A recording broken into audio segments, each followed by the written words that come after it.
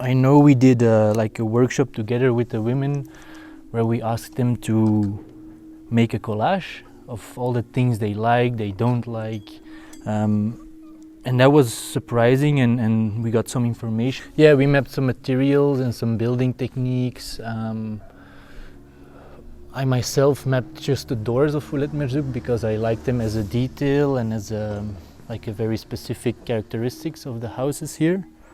But yeah, people did map materials, techniques, yeah, which in the end was useful. I think in the very beginning we had a workshop where we did some small exercises of how we should integrate in the village, where I think we had some interesting point of views and some tips and tricks. I remember there was one lecture or workshop about mapping, making drawings, making graphical media to communicate with people that don't speak the same language. And that's something that I used during the collage workshop in a way to overcome the language barrier and still communicate about complex stuff like architecture. If I'm completely honest, I think that sometimes we had a lack of relationship with the women. It was very hard to get useful information from them. They gave us some pointers, like for instance, a big one was where they told us that it's important that we fill all the joints between the granite rocks because of scorpions and snakes getting in there. And other than that, I'm not sure if they really, during the construction, really changed a lot of things. Yeah, for sure, we learned a lot of them.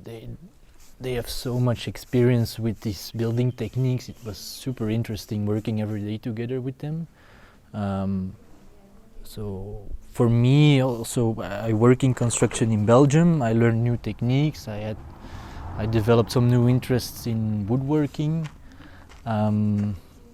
And I also hope that at some point I gave them some tips and tricks, sort of admiration for the fact that they do all of this work just with their hands and with no power tools, just with very basic tools. The amount of things you can do with these tools it's incredible. It takes a lot of time, but at the end, if you look at the building and you know all the stuff that, or all the time that went in there, it makes it even more beautiful, I think. So yeah, I was here from the beginning of June until the end.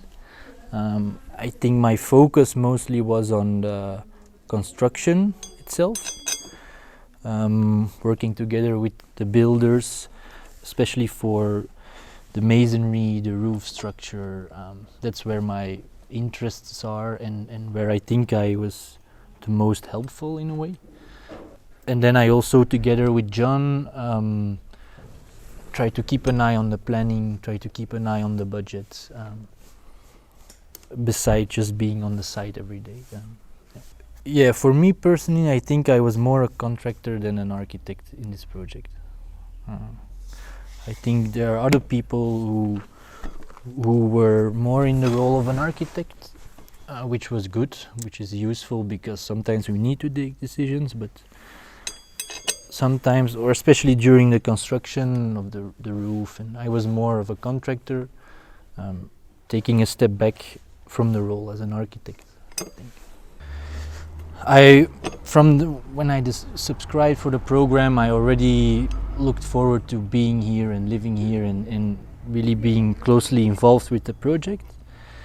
But once I've got here and you get to know the community and you feel that they are very